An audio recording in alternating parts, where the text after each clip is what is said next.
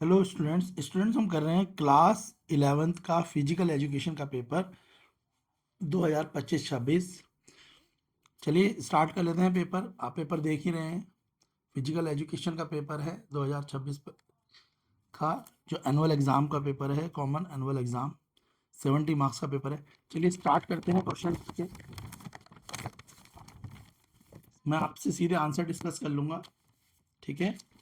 तो आप अपने बच्चे आंसर्स मैच कर लें, क्या क्या आपने स्कोर करा है। ये पेपर बॉयज़ के लिए भी बहुत इंपॉर्टेंट रहेगा।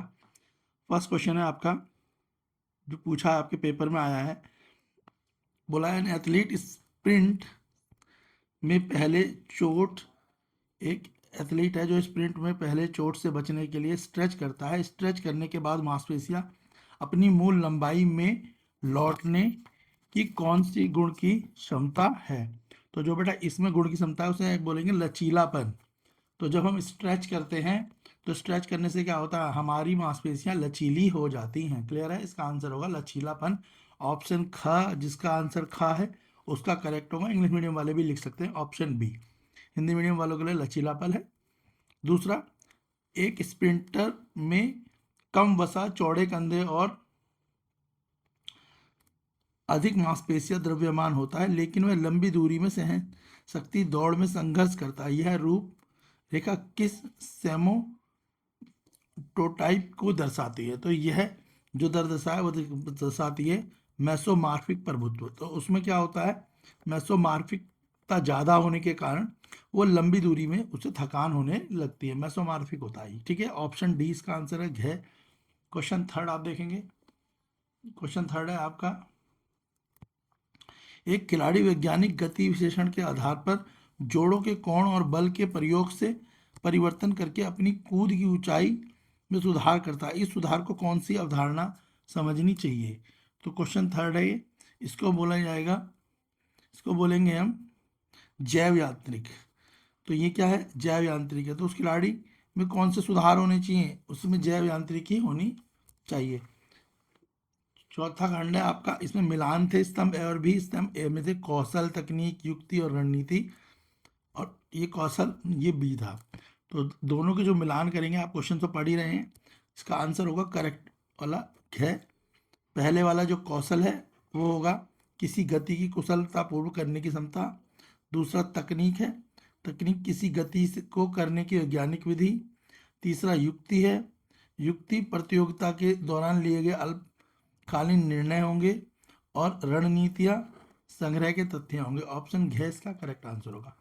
नेक्स्ट है क्वेश्चन फिफ्थ, एक खिलाड़ी प्रशिक्षण की तीव्रता को धीरे धीरे बढ़ाता है तथा पर्याप्त विश्राम और खेल विशेष अभ्यास सुनिश्चित करता है। इस स्थिति में परीक्षण के किन सिद्धांतों का संयोजन लागू किया गया है? तो इसका आंसर होगा आपका ऑप्शन बी, विशिष्टता, प्रगतिशीलता एवं पुनः प्राप्ति। इंग्लिश मीडियम वाले भी फटाफट अपने आंसर देख लें। इंग्लिश मीडियम वाले सीधे सीधे मैं आपके आंसर बता देता हूँ। इंग्लिश मीडियम वालों के पहले वाले का आंसर होगा आपका इलास्टिसिटी, ऑप्शन बी। दूसरा जो आपका आंसर है, सेकंड वाला जो आपका आंसर होगा वो होगा, ठीक है, mesomorphic dominance, option D. Third वाला जो आपका आंसर है, क्वेश्चन थर्ड, वो आंसर होगा आपका, ठीक है, बायोमैकेनिक्स। Fourth option D. इसमें मिलान करने हैं, इसका करेक्ट ऑप्शन है ऑप्शन डी। और क्वेश्चन फिफ्थ का आंसर होगा आपका option B, specificity, progression and recovery. Clear है? नेक्स्ट क्वेश्चन सिक्स देख लेते हैं। पहले हिंदी मीडियम वाले, फिर इंग्लिश मीडियम वाले को हम सीधा आंसर बता देंगे।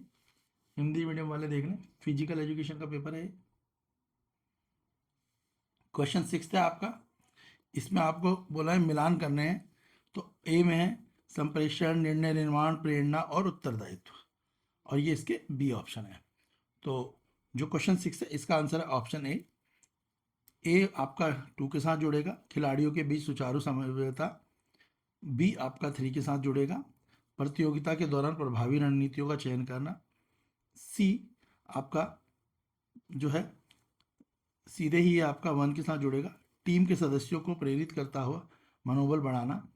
और डी आपका फोर्थ के साथ जुड़ेगा, टीम के परिणामों के कार्यों को जिम्मेदारी देना। ऑप्शन का इसका करेक्ट आंसर होगा क्वेश्चन नंबर 6 का। 7 है क्वेश्चन नंबर 7 आपका है, फुसफुसिया धमनी किस प्रकार रक्त वहन करती है और उसे कहाँ तक पहुँचाती है। तो जो फुसफुसिया धमनी होती है वो दाएं निलय से फेफड़े से ऑक्सीजन रहित, ऑप्शन ग इसका आंसर है। क्वेश्चन नंबर 8, सिकोन फोल्ड तकनीक का मुख्य रूप से उपयोग डैश मापन में किया जाता है। तो सिकोन फोल्ड का कहाँ किया जाता है, तो त्वचा के नीचे स्थित वसा की मोटाई में किया जाता है। कहाँ किया जाता है, त्वचा के नीचे स्थित मोटाई में किया जाता है। क्वेश्चन नंबर 9, एक किशोर में कम आत्मसम्मान और सामाजिक अलगाव के लक्षण दिखाई दे रहे हैं, कौन सा हस्तक्षेप सबसे अधिक लाभकारी होगा। तो इसका आंसर होगा हम उससे परामर्श करें, उसको पॉजिटिव सोच दें, सकारात्मक प्रोत्साहन दें। क्वेश्चन 10, खेलों में ब्लड डोपिंग का मुख्य उद्देश्य क्या है। तो भाई ब्लड डोपिंग का मुख्य उद्देश्य क्या है, ऑक्सीजन वहन की क्षमता को बढ़ाना, जो ऑक्सीजन है उसके वहन की क्षमता को बढ़ाना। इंग्लिश मीडियम वाले सीधे अपने आंसर देख लें, तो इंग्लिश वालों का सीधे ऑप्शन क्वेश्चन नंबर 6 है, इसका आंसर आएगा option A. Next question number 7, question number 7 है, इसका आंसर आएगा आपका ऑप्शन सी।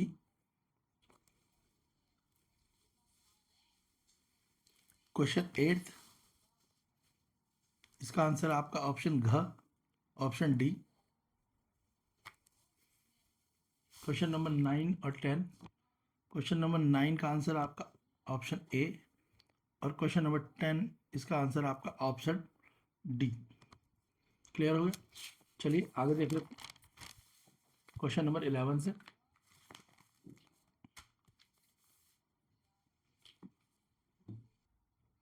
क्वेश्चन 11, प्रशिक्षण भार अनुकूलन और पुनः प्राप्ति के बीच संबंध को सबसे अच्छे तरीके से कौन सा कथन स्पष्ट करता है। तो जो सबसे अच्छा वह इसका आंसर होगा ऑप्शन क्या, उचित पुनर्प्राप्ति प्रशिक्षण अनुकूलन को समर्थन देती है। क्वेश्चन 12 है आपका, धोती में कौन सा विकल्प सही ढंग से धोती के को उसके उद्देश्य और लाभ के साथ जोड़ता है। क्वेश्चन 12 है, आंसर इसका का, धोती पेट की शुद्धि अम्लता अशुद्धियों को दूर करती है। क्वेश्चन 13 और क्वेश्चन 14,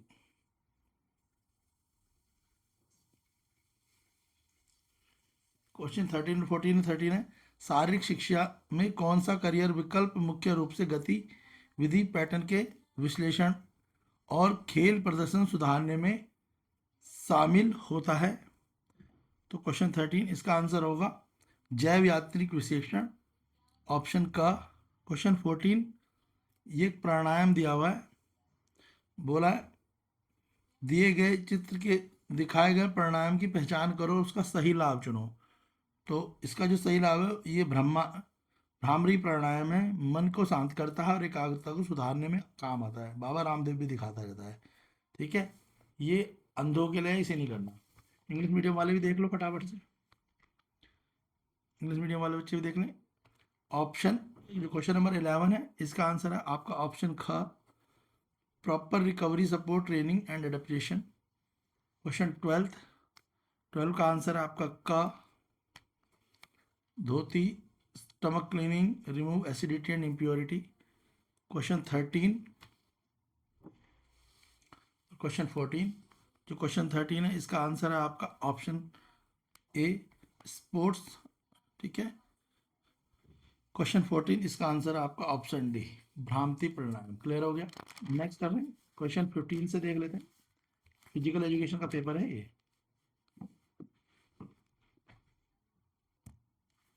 क्वेश्चन 15 है आपका, इसमें अभिकथन और कारण दिए हुए हैं, हमने दोनों अभिकथन और कारण पढ़ लिए हैं। इसमें अभिकथन और कारण दोनों ही सत्य है और व्याख्या भी सही है, का ऑप्शन है। क्वेश्चन 15 का आंसर है का।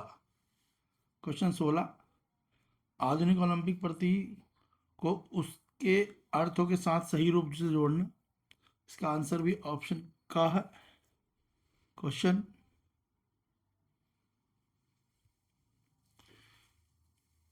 क्वेश्चन 17, इसका आंसर है आपका option A, persistency practice deposit the, question number 17 है आपका।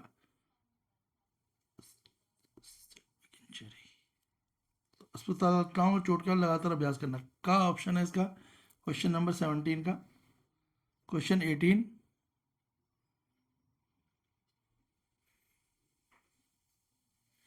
क्वेश्चन 18 का आंसर आपका विकार हमेशा स्थायी असक्षमता के कारण बनते हैं, ऑप्शन इसका ग है। इंग्लिश मीडियम वाले देख लें। जो 15 है उसका आंसर है आपका ऑप्शन सी, सॉरी ऑप्शन ए।